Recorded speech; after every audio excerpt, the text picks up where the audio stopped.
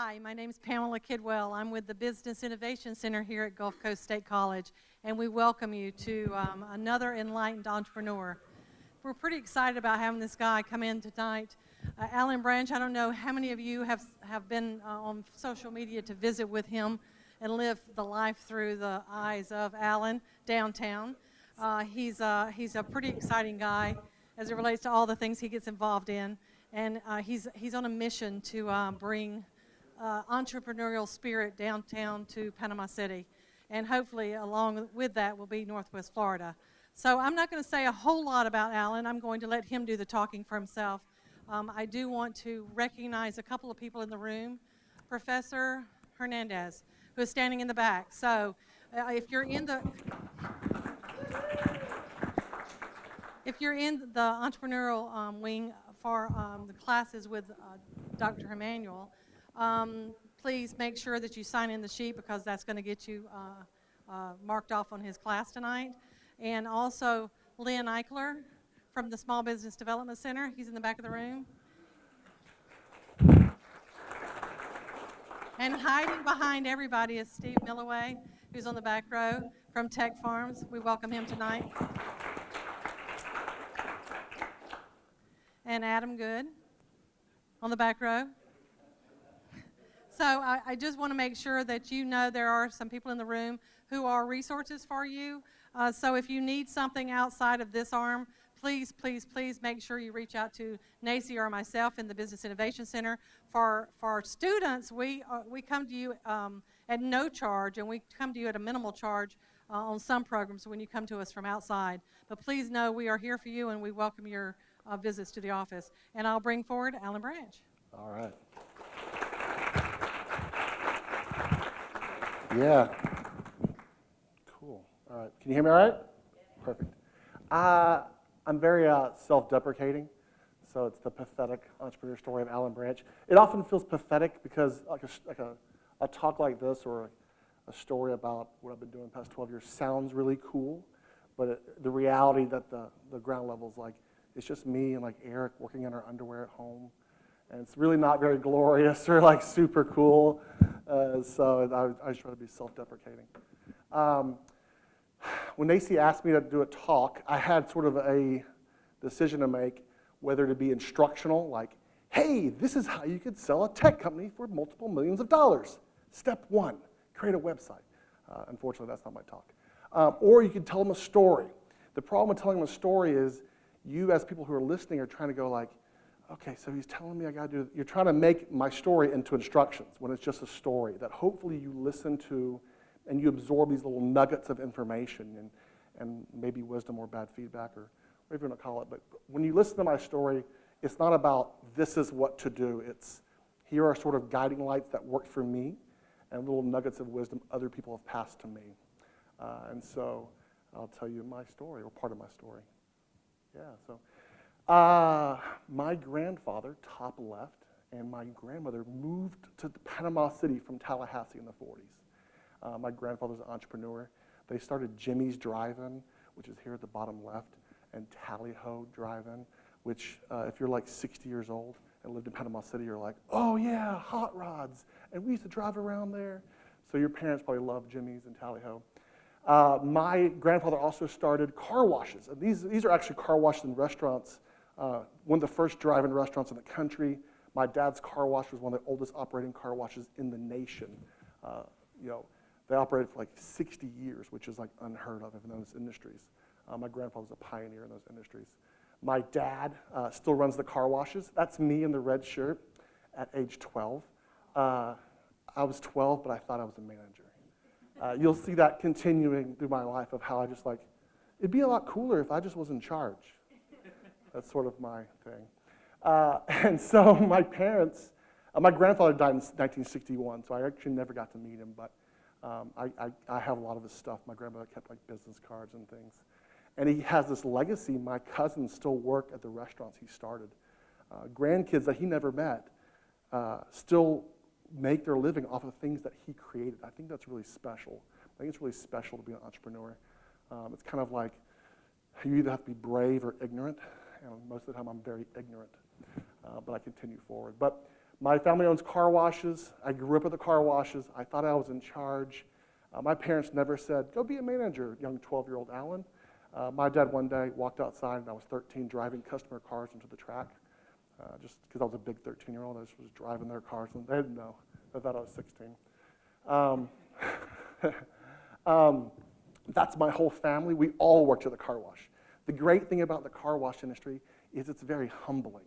You're cleaning up other people's shit out of their cars. And so I still to this day love the sort of juxtaposition of like $1 million deals and like cleaning out cars and like being sort of like being humble at the same time. I think that's a good tool, it's a good skill to practice. I grew up, went to Bay High, average student, played college football, met my wife. I was an art history major and with an art history minor. This is 2001-ish, really when the internet was kind of coming around. You would go to school, there was no such thing as digital arts. The internet was like, they were teaching Dreamweaver in class, and like I just kind of was like going to this art, I had a Photoshop class, and I was like, you're telling me I can make like gag pictures with people, like put people's heads on these people's heads, and that's what Photoshop can do? They're like, yeah. I'm like, this is amazing. And they showed me the internet, and I was like, I can take those pictures and put them on a website for my friends to see, and they're like, yeah. I'm like, I gotta know how to do this. That's awesome. So I left, I was in college, and I was a design major. I thought I was gonna be a graphic designer. And what I would do, the story is whenever I would travel, when I'd go to Birmingham to see my girlfriend, or Orlando, I would go in the yellow pages, literally the big yellow page book, and go like design studios. And I'd call them and I'd say, I'm a student, and I can't be hired right now, I don't think, but what are the kind of things you look for in graphic designers? And they were so flabbergasted that some student was calling them, asking these things, that they would be like, come down to the office and I'll take you to lunch. And it was all print stuff. So we show you the presses we have and stuff. And I kept in touch with these people. I'd come back to Birmingham. I'd call the same people. Hey, Susie, I'm back in town, and can I come by and take you to lunch? Okay, you're like what is this college student calling me for? And Susie Kelly, this woman I contacted halfway through my college degree, she hired me. She said, I want you to come work for me right now. I said, well, I haven't graduated yet. And she's like, I don't care about that. Just come on. So I actually left college early. I was freelancing in college. So freelancing, I've never waited for permission. I've never waited for permission. If you wait for permission as an entrepreneur, you're going to be waiting for permission a long time. So in college, I was freelancing. And my college, and this is websites. We're doing websites in 2003 when it's all handwritten HTML. Like there's no WordPress, it was like Yahoo, Dogpile was another search engine. It was like just the Wild West of internet. And I was doing websites, and my fellow students would be like, hey, man, who gave you permission to do that? I'm like, nobody. Nobody gave me permission. So you never wait for permission. And then I'm always looking at, I always have a side hustle. I always have a side hustle. And so I left college to get this job. I wasn't waiting for permission to get a job, graduate. I just went and got a job. So we moved back to Birmingham. I was a freelancer for 4 years and did well. If you run a business, you know about bookkeeping. And I met with my accountant one of the first years, and he was like, you got to get QuickBooks. And I was like, I make like 50 grand. Why am I, this is terrible. Bookkeeping is terrible. It can't be this hard. At the same time, I'm meeting Stephen Bristol, who ended up working for me as a developer. He had skills that I didn't have. We were like yin and yang. He was like, and I didn't realize this till later, but he had the skills that I needed, and vice versa, to be successful. And so I met Steve. He started working for me, and we started working on Let's Accounting as bootstrappers. Bootstrappers, there's a couple ways to sort of start a business. And you either start it with, you get the money from borrowing or stealing it. You got a rich uncle, maybe he'll give you some money. You take a loan for it, or you bootstrap it. And what bootstrapping means is you're working 2 jobs. It's not fun, but you get to keep all your equity. That is the good part. So we launched Less Everything and Less Accounting.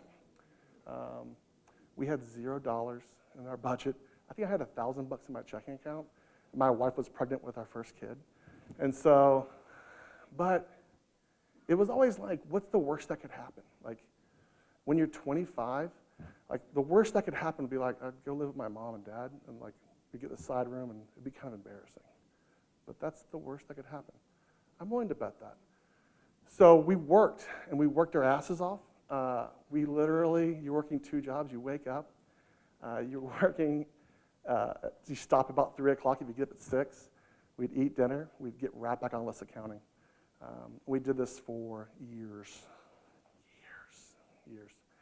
We did this past friends saying, you should quit. There's easier ways that you go do it this way, come work for us. We did that while we were building. The main job was the consultancy. The rest everything was, we were doing client work, we're building apps for people, software for people, and building our own software at night. And we sort of used that, less accounting became our lead generation. We would tell people, they would be looking at another company to build their software, and we'd say, why would you trust them? They won't even build their own ideas. Why would you trust them with your money? It's like hiring a golf coach that's never swung a golf club. And so we built our consultancy up really big. We were doing about $4 million a year, still working less accounting. So less accounting is making $2,000 a month in year 2. And we just keep working on it. And eventually, less accounting can support the whole company.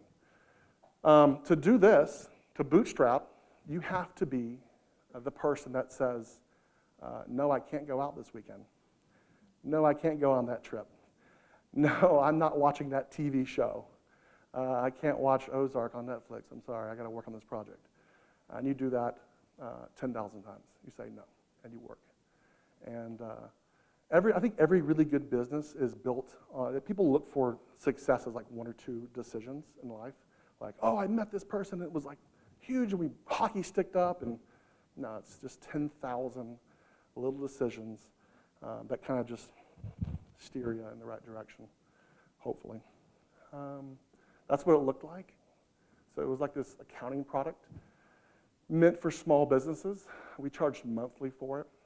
And this was probably done in like 2010. At some point, we realized our competition was better than us, bigger than us, had more money than us. But they weren't us. Your competition, the only thing different between you and your competition is you. That's the only thing that's different. They can copy your website, they can spend more money. QuickBooks, I promise you, when we were in this, we were doing about 10 grand a month here. They would spend $1 million a month on advertising. Our whole budget's 10,000 for the whole company. So they could out AdWord us, they could do everything more than us, but they can't out Allan, right? So we were nice to people, we worked hard, we traveled a bunch. We were doing literally 40 hours a week of client work, 40 hours a week of products for years.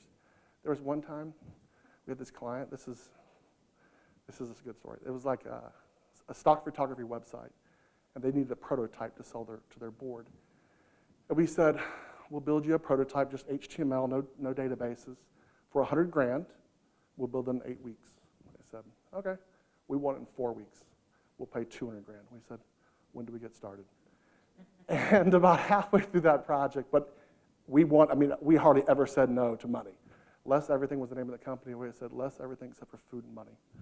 And during that project, I remember working, and I'm like, I'm dizzy. Why am I so dizzy?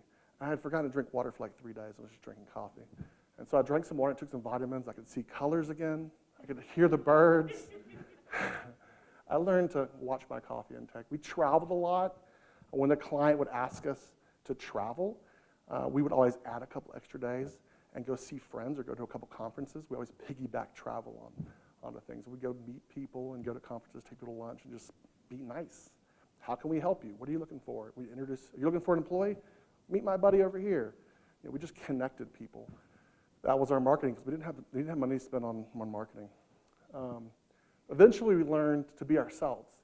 And so we started doing things like our tagline became, all small business accounting sucks. We just suck the least. And people like that because we were like real people. We just started being a little bit more of ourselves. And that's what the app looked like. My job as a front-end designer is to really think about the customer and how they use the product and what they're there for. This is probably 2010-ish, so like the dark days of the internet. All this time, we're building software for clients. We're building our own product, and I'm writing blog posts. So teach what you learn in public. So as you're learning things, I'm teaching things. I'm not an expert at anything. I have no idea what I'm doing at all times. As a parent, as an entrepreneur, I have no idea. But as I learn things and make mistakes, I talk about them on the blog. We wrote 500 articles in 7 years in the blog, about 120,000 readers, which opens up weird doors and opportunities. Like people ask you to be on. We weren't like this hugely smashing successful company, but because of the blog we got in Inc. magazine, Forbes, MSNBC, because they liked our articles. They would find us through articles, and they just kind of opportunities started popping up. But when you're writing blog posts, you have other things you should be doing, and you have to move those to the side. Knowing what to work on is probably the hardest part of entrepreneurship. That's the hard part. But we wrote 500 blog posts. They're still there today. So we did weird stuff too. I noticed when we were doing blog stuff for Less Accounting's target base is small businesses. And a lot of these people work from home. And there was a sort of trend of building backyard offices out of sheds, shed quarters. And I thought, well, I want a backyard office. I could write that off. And so I don't know anything about construction, but I knew that was like a weird thing of marketing that QuickBooks would never do. And I could write about the whole construction project and how much it cost. And if you're like working from home and you want a backyard office, this is the perfect article. And by the way, we do accounting software too. And so this is marketing, right? They can't outdo Allan being Allan. So Allan builds an office in his backyard. We put it on our blog. I had no idea how to build anything. I walk into like building supply places and just ask the damn dumbest questions. Like I was like, what's a soffit? How do you put this thing in? I'm Googling stuff. They were like, this guy is an idiot. But I will ask advice. Like I am not scared to ask questions. I'm not scared to look foolish. I am comfortable with being uncomfortable. That's another thing you got to learn to be. So I built this backyard office. You'll see more of this. And this is not an example of like, well, Less Accounting made millions of dollars because of this.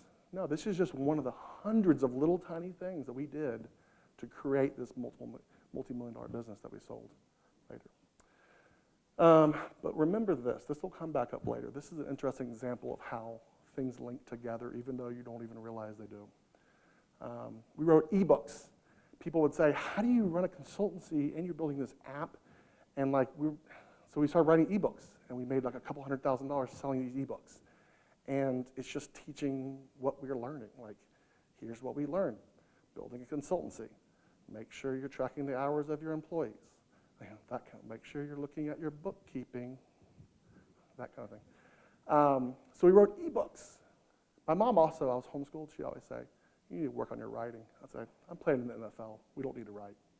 And I write a lot now, so you never know what you do for a living. So people, like software people, started reading our blogs. And they were like, this is so cool. You're like, you're the underdog's software company. Like, yeah, hell yeah, we are. Whatever that is. And we said, we'll throw a conference of all these bootstrapping software people.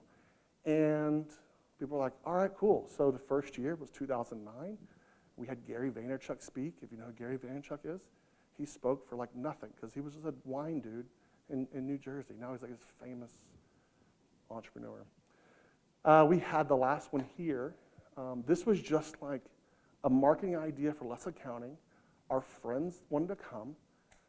The sort of litmus test for marketing for us was, my business partner and I'd say, here's the idea. He would say, will we go broke? No. And I'll say, he's like, will we get sued? I'm like, maybe. He's like, deal. It's really hard to get sued. I used to do these error pages with Mr. T's face on it, and we never got sued for it. I had a voicemail that had a Mr. T impersonator. Never got sued. It's very hard to get sued. But we'd host these software conferences. MailChimp sponsored them, and we hosted one we did a cruise a couple times. We went to Costa Rica with 80 people. We just did like rando things, and we're like, who wants to go? And then people would be like, we want to go, and we'd be like, let's go to Costa Rica.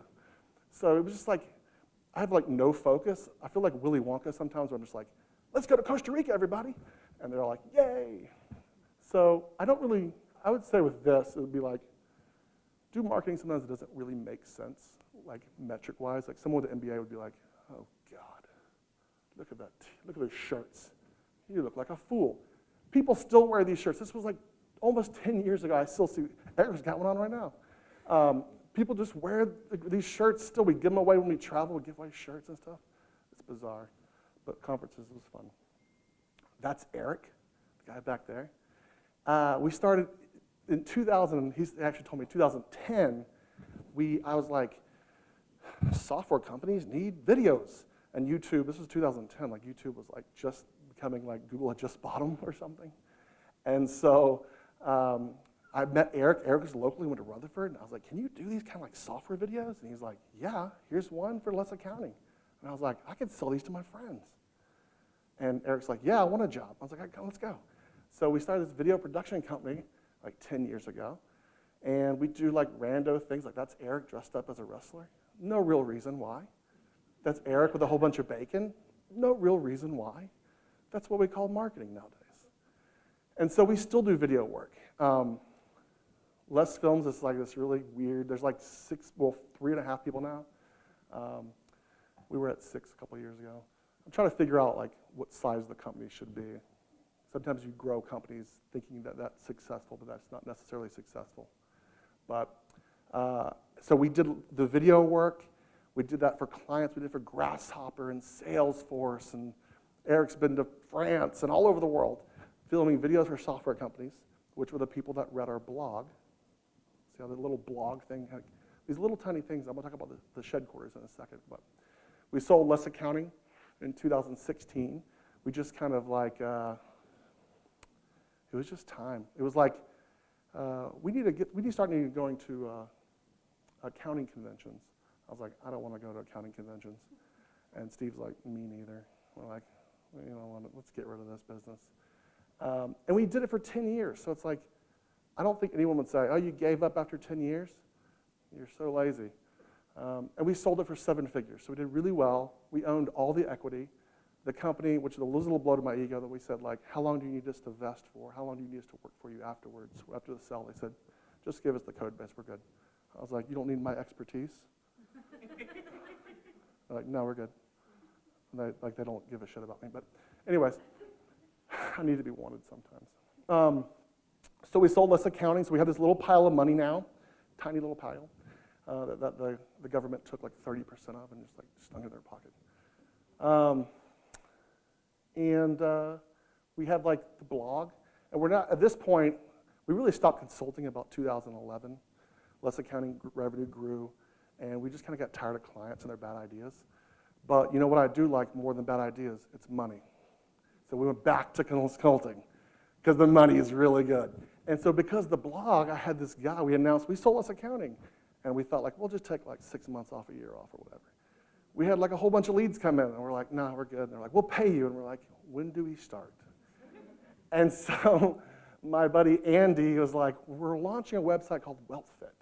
And it's backed by a guy that was on Flip This House on TLC. And it's about real estate investing. I'm like, okay, cool. I don't own any real estate besides my house. I'll work on this project and listen to your videos or whatever. And so I started listening to these videos. So I started learning about real estate as I'm working on his project with him and for the developers. And that gave me the sort of, like, I don't say desire, but I just kind of felt confident enough to get into real estate after watching those videos and after that little tiny construction project called the Shedquarters. So the Shedquarters kind of gave me an idea of like what roofs cost and how to put up siding and like, what does this thing count? I didn't even know that toilets and sinks had a vent that went up the ceiling. I didn't even know that. I had no idea about construction. I didn't know what, you know, you nail walls on like 16s. I didn't know what a 2x, I didn't know anything. And so, but because the Shedquarters, I had sort of like I can do that. I bought this is an $80,000 quadplex in Millville. I was like, what's the worst that could happen? I pay cash for it. Maybe if I can't get it done, maybe there's like a sinkhole in the backyard, I'll just sell it for 80 grand or something, I don't know. But we fixed it up. And it wasn't under budget because I budgeted properly. And we started a little real estate company called DDBY. Any guesses what DDBY stands for? Not you. You guys say DDBY? Anybody? It's really good. Dollar bills, y'all. People normally name their companies like these really big and like powerful name, prestige worldwide. But so I'm very self-deprecating. The other business is Trick Daddy Properties. That's my other one. But I like to keep it real weird. When you go to the bank and you're like, dollar bills, y'all. So we bought a little quadplex. This was a little baby step. I do lots of little baby steps. I don't hit home runs. I don't swing for the freaking fence. I don't do any of that. Maybe if I was 21, I'd swing for the fence, but 37-year-old Allan is not swinging for the fence. I'm not starting back over. Little singles, hit singles. So we took a little bit of money from less accounting, put it into real estate. And I did real estate because of the shed quarters. It gets stranger, get ready. Boop. Then I'm like, there's some really cool old buildings downtown. And I find this building on the MLS, and it's right off of Harrison Avenue, like this is Harrison Avenue, like right over here. And I tour it with my real estate agent. We had already done, like, I have a couple of other houses I own too. And because I had done all those little construction projects and the shed quarters, I was like, I can do something with this building. This building could be cool. And my wife was like, I was like, let's live downtown. She was like, sounds cool. I was like, wait, what? But because I had hit all these little singles, and I haven't like lost all our money, she was like, I believe in you. I was like, you what? And so we bought this old building.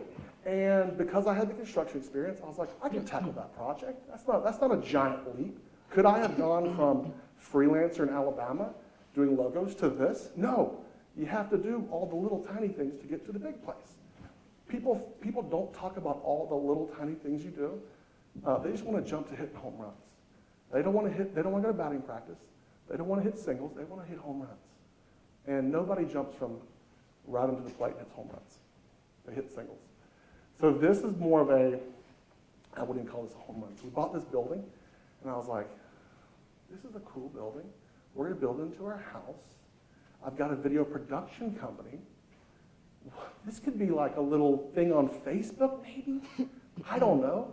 And so, but then I was like, well, this could be a show, a TV show. And I was like, I don't even know what a TV show is. Like, how do you make a TV show? How do you sell a show to a network? I don't know. I was like, but I can get sponsors because Les Conf taught me how to email people and ask for free shit. So I was like, but before they give me free stuff, I have to have something to show them. Pilot. What is a pilot? I don't know. Eric, what's a pilot? I don't know. 4-minute video? I don't know. What does it look like? I'm making all this shit up. We make a little video.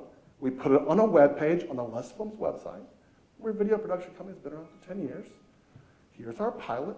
Who wants to give us some free stuff? And people were like, what do you want for free? We'll give it to you. I was like, something's up. And Lowe's was like, we want to buy the show. And I was like, I don't even know what that is. You know what that means? That we're going to license it. I'm like, I don't know what that means either. And then like I was on the phone with Quikrete, which is like a $1 billion company, and the head of PR was like, it sounds like you're looking for an earned media deal. And I'm like, yes, earned media, and nothing less. And so it turned into a 6-figure project. Like people started throwing us free shit, and Lowe's was like, here's a big check. And we worked with Stanley Black & Decker, and Columbia Sportswear gave us all our clothes, and Duluth gave us, like, I'm like, emailing these people, I'm like, you need to give us some wardrobe. They're like, well, how much you need? I'm like, the industry standard. Whatever that would be. And so, again, just making it up. But, to pitch a show, I was just going to film it for, they could have been in, like, Lowe's could have been like, come on down to 23rd Street, little supermarket sweep for 5 minutes, grab whatever you want, and that's like, I would have been like, deal, done. Instead, they were like, we want to give you a 6-figure check. I was like, oh, tell me more about this industry. We'll get to that too. So now we did this project in like 10 months. It was like really a 3-year construction project that we just crammed into 7 days a week. Meanwhile, we're still doing software. We're still doing the software business. What's the next slide? So this is what it looks like now, which I think is kind of cool. It's like way cooler than I deserve. I'm really self-deprecating about this house too, because I feel like we're going to go in and be like, oh, you think you're fucking cool, huh? I'm like, no, I'm not. I just got really lucky a bunch of times. That's the upstairs. We really love living there. People go like, oh, what a fun project. You're so lucky. I've always wanted to do that. But not that I deserve any of this. Again, the high level of entrepreneurship is like, look at you just skipping around looking all dandy with all your money. The reality is much harder. It's dirty. It's stressful. You got imposter syndrome. You're thinking, I'm going to fail. Everyone's going to laugh at me. My business partner, in August of 2 years ago, killed himself during that project. And I can say without a doubt, other people would say this, they'd say, money won't make you happy. And I would always say, I'd like to try that. And I can tell you, money does not make you happy, because he had 2 commas in his checking account, and it did not make him happy. So, but all that, you can't ever stop. So I have people that work for me. I can't take off 2 months and be like, see you later, everybody. Have a nice day. We're filming the show. I'm going over to clean up the house, coming back to shoot the show next day. That's the reality of entrepreneurship. Not that your business partners desperately kill themselves. Not that. But you're going to be you're going to be, like with this, there's an analogy about a duck. Like the duck looks like he's swimming, and his feet are just kicking like hell. That's really what entrepreneurship is. Steve was amazing, and I'll always be telling his story. He's brilliant, brilliant. There's like these little nuggets that I've been given through my life, like that pop in my head at the right times. There's a poem called If by Kipling. This is sort of pieces of it. But the gist is, the first part I love is, and in really stressful moments, I hear, if you can keep your head of all about you are losing theirs and blaming you, if you can trust yourself when all men doubt you, but make allowances for their doubting too, that pops in my head when like everybody's freaking out. And I go, if you can keep your head and everyone else is losing theirs and blaming on you, right? So you take a deep breath and you suck those words in. And then the last part I love is, if you can dream and not make dreams your master, if you can think and not make thoughts your aim, if you can meet with triumph and disaster and treat those impostures just the same, yours is the earth and everything that's in it. And those are some nuggets that my mom gave me. They pop in my head at the right time. Whenever I like when we sold Let's Accounting, and like everyone's like, oh, congratulations, and it was a good payout. That last part pops in my head.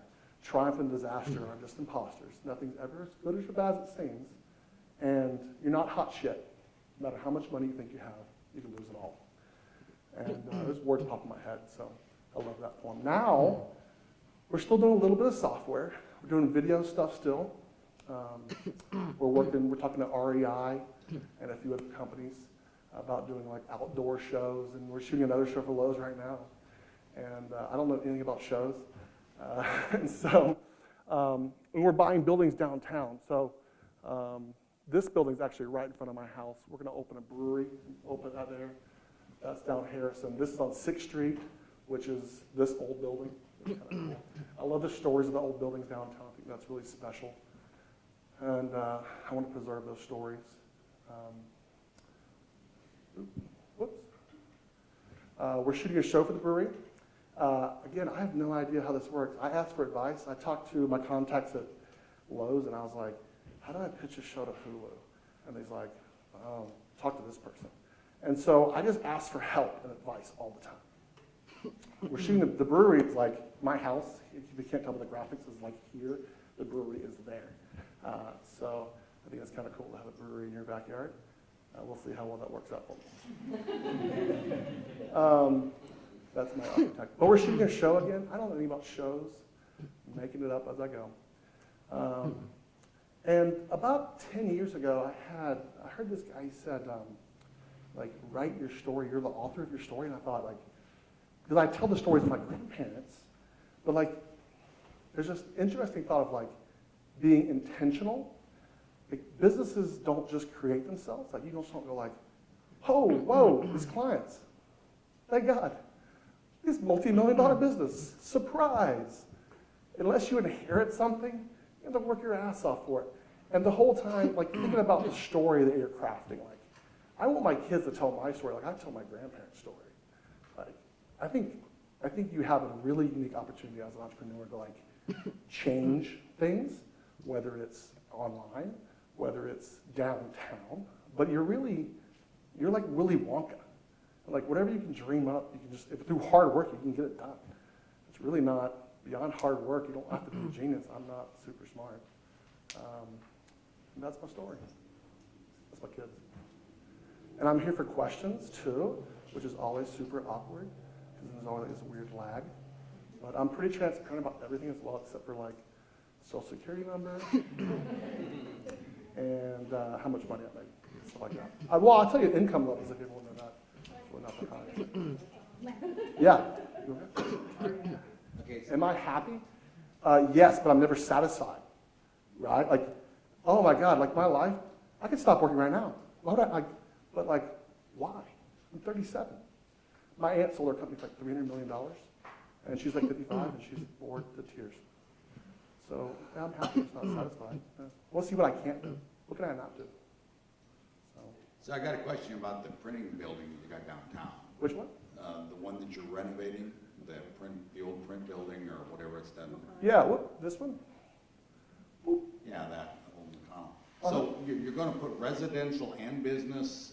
How are you going to blend it? You're going to put business front, residential in the back? Yeah, so you have to get a development agreement if you want to get into it to deviate from the code, which I'm learning about real estate now.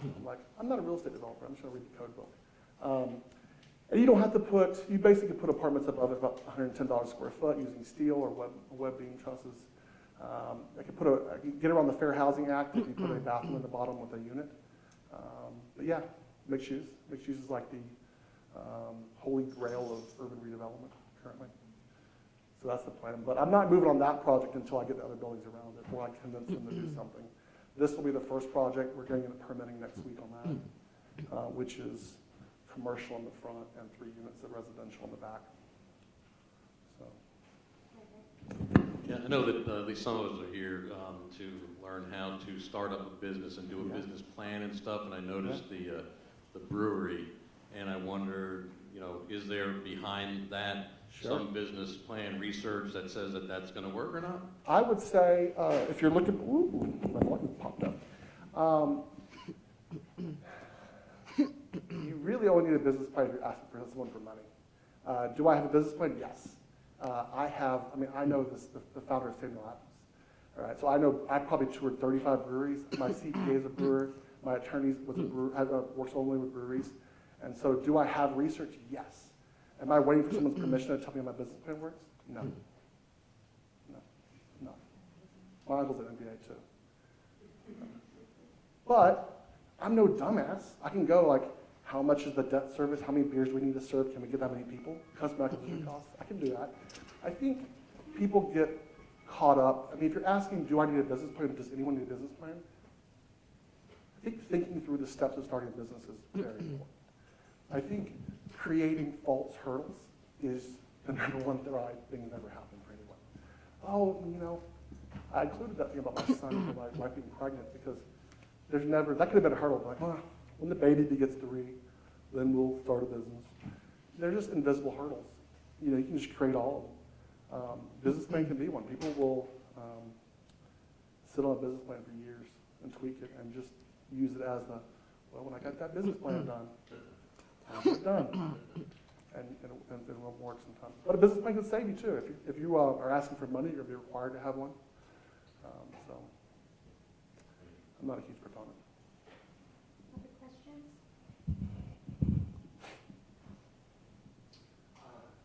Great story, by the way. Yeah. When you started your less accounting, was there a lot of red tape you had to go through? No, it's really. At the time, there's PCL requirement or PCI requirement, which is like you can't store credit card numbers on your server, that kind of stuff. But as far as like HIPAA, no, accounting. At least there's nothing since then. You begin as like an LLC or? Mm-hmm. There's better people to answer that question. We went from like LLC to C Corp to S Corp for some reason. I have no idea. Even that level of accounting, I'm like, ugh, gross. Tell me how to make money from accounting? I'm down with that. But no, there wasn't any red tape. No, it was the dark days of the internet. So, yeah. Anyone else? I have a question. You brought up having an accountant and knowing all those different people. in terms of your background in education, what was your background? What was your education? I grew up with a family that has restaurants and car washes, and used to count coins for my dad to self-serve car washes. And I was homeschooled, which means I'm weird, but special. And we would travel to car wash association meetings. And so when I'm his age, 12, literally I'm talking to grown adults about their debt service. Have you thought about, is your signed grandfather dead? What's your tap fees here? They're like, who is this kid? But I would have conversations with grown adults about their business. Doesn't mean I'm smart. It just means I'll like sit in there and listen to my dad talk. I regurgitate what my dad would say. But so I don't know how much. I don't really think I have like a business mind. I don't think my parents like, here's your business mind, child. It was just like, because my brothers and sisters don't run businesses. I have 3 sisters and a brother. None of them do what I do. They're not better than me or not worse than me. But they weren't like none of us were given permission by our parents. I don't know. I just never felt like I can't email that person and ask them what their thought is on this problem I'm having. I can't. I'm just not scared to screw up little mistakes, man. Lots of little mistakes. I remember pestering my dad in college. I was like, we gotta open a Subway in Gainesville. He was like, I'm not opening a Subway in Gainesville. And I went through we started research. For months, I researched franchises and how franchises work. And he was like, I'm not opening a restaurant in Gainesville, Florida. He saved me from opening a restaurant in Gainesville, Florida. But I spent weeks just like calling people and like talking to people who had franchises, and they're like, "You're how old? 19? You shouldn't be opening the Subway." So I've always asked a lot of questions. So, do you have a question? So you basically put your blood, sweat, and tears into less accounting, and then did you use that money to buy all your other businesses, or did you have to get financing along the way? No, never borrowed a dime. I don't owe a dime to anybody. Yeah, no. No, less everything was just, we were building software and people saw us building less accounting, and we had a blog, and leads just kind of came. We'd go to conferences and we'd talk about building a product with no money, and people would say, well, can you build one for us? You know, I never bought a business before. We've sold a couple smaller software projects that we didn't talk about here, but they're all like low 6 figures or nothing like very huge or anything. But no, never bought a business. No. How'd you work in the 2 jobs? Because I know a lot of times businesses you want to be open to take on clients during certain hours. Sure. And so how do you work the other full-time job and still get those clients without kind of? There's certainly no balance. Right? There's no like, whoa, where's my 7.5 in today? So some days you'd work a lot more on the product. Some days you'd work less. That's the nice thing about having a business partner. You always have someone kind of watching your back, watching the business too with you. There's an ebb and flow to everything. And some weeks we would have lots of free time. Maybe there's a gap in the client, or the client that paid $200,000. But during that 4 weeks, we didn't touch less accounting. But yeah, we just kind of dealt with it every day. But I think I do have a good sort of barometric on what to work on. I think there's entrepreneurs, they're sort of like doers, idea people, and then like other folks.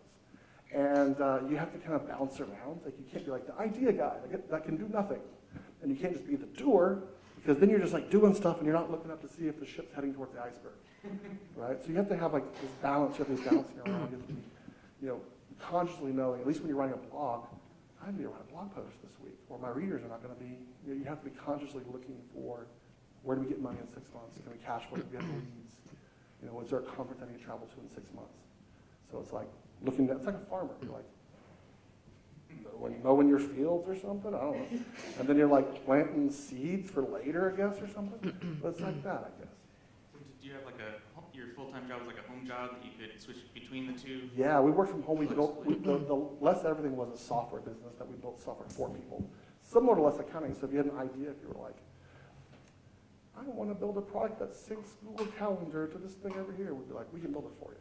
And we're like, okay. And so we did we basically built products for people.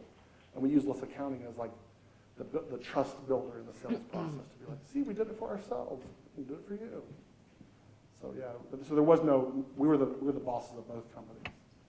So, yeah. And what's really hard is when you get to like 35 employees and you're having to balance everybody's bouncing around, then it becomes a madhouse.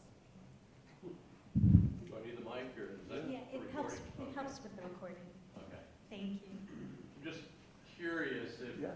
you can comment either way on maybe the big things that changes in government regulations, either for the better or for the worse, have affected you as a small business person. Ooh, changes in the government. I mean, we hear a lot about it in the news, whether it's healthcare or, regulations, or is it just not a factor? I don't know if I have data. I've only did it for 12 years, and so that's not a very big data sample. I would say with consultancy, because we consulted for like 10 years, there certainly are seasonal patterns where people don't sign off on $800,000 projects like this time of year and in July because someone's out of the office on vacation. But as far as like seeing a repercussion trickle down from the federal side, no, I can't say. When there was previously, like the last dot-com boom, we're going through another one now. The previous one, people were getting out of real estate, that money was going into tech, is what we saw. People said, oh, real estate's gone to shit now. We're putting our money in software. And so I did see that, but I can't say, like, I just don't have that data, I don't know. Other questions? You see a lot more, I'd say you see a lot more, I don't know if it's an awareness or if it actually is like countrywide, but definitely with less accounting, we saw a lot more 1099 employees after about 2010. But that, yeah, as a contract, instead of an employee or something, we saw a lot more people hiring contractors. Yeah. But, I don't know. Hi, I was just curious, how does one go about selling a business? Were you approached, or did you put Yeah. an advertisement out there? And I would even say, we did less accounting like 12 years, 10, 11 years, and we would have sold it a lot earlier if we would have known how to. It was always like, we should sell this thing. How do we do it? I don't know. Let's just keep working. Okay. Those are the kind of conversations we have. Now, with the internet, in the past 4 or 5 years, there are brokers that sell software apps. There's this weird middle ground of sort of like less than $5 million purchases, where it's not Google acqui-hiring 20 people. It's like someone who has money who wants us to gather, like conglomerating little software companies. You hire a Ruby team, you have an SEO specialist, and you just kind of bounce them around on 5 or 6 products. And you're seeing a lot more of that now. The company we used was FEI International, or FE International. They had come from an M&A and mergers and acquisition background. And so they established our valuation, and we blew it way out of the water because of our blog. So we were like, we're worth more money than that. They're like, no, you're not. And we got like 5 times more because of the blog. Because we had so much organic traffic coming into List Accounting that was free, they looked at that as a free source of revenue, or free source of traffic and leads. But yeah, selling a business, well, take that back. You could, the easy way to do it, every large company has a mergers and acquisition board. You go on LinkedIn and you figure out their email addresses. You just go, oh, John Smith at Capital One, John.Smith at Capital One. Hey, I'm looking to sell my product. That's all it is. Yeah, don't discount the outbound email for asking for help. So. How's the business climate downtown in relationship to the Panama City government for your brewery? Are they supportive, or? Oh, yes. Yeah, without getting too far into it, I would say there's lots of people like Ty Ferris who are really awesome at the city. But it definitely has been weird. Like downtown definitely has, like our downtown needs some life, and other downtowns are nice. And then I thought it'd be like, yay, go team, and stuff. It'd be like, you can't. Some people are like, you're a meanie, and I'm like, what? There's no one else building anything down here. Be nice. So it's been interesting. It's a lot. When you buy, we bought houses and rented them out, cleaned them up, rented them out. No one says a word. You buy an old building, everyone thinks that they need to tell you what you need to do with it. And it's like, cool, thank you. No. So it's definitely been interesting. Are you going to do growlers as well? Growlers are kind of going out. Crowlers are the new thing. So cans, big gas cans that you flush with CO2 and you Because no one wants to lug around like an empty growler. It's kind of sad. Just like walking around. So we'll do growlers. No distribution. We're trying to figure out what the name of the brewery is going to be. I'm trying to make it not bankrupt Allan. Less beer. Yeah, less beer, yeah. We have beer lists or something. But brewing beer is one of those things too. It's like it's not a glorious job either. I have a friend that really run the brewery, but most of brewing beer, people don't realize, is like shoveling wet grain and washing, cleaning things. That's the reality. The pipe dream is like sipping a beer and like with your giant beard, my imaginary like brewer hipster beard, and like walking around with like tattooed sleeves, and being like super cool. But the reality is like you're washing floors and scrubbing pans. That's the reality. So. We have time for one more question.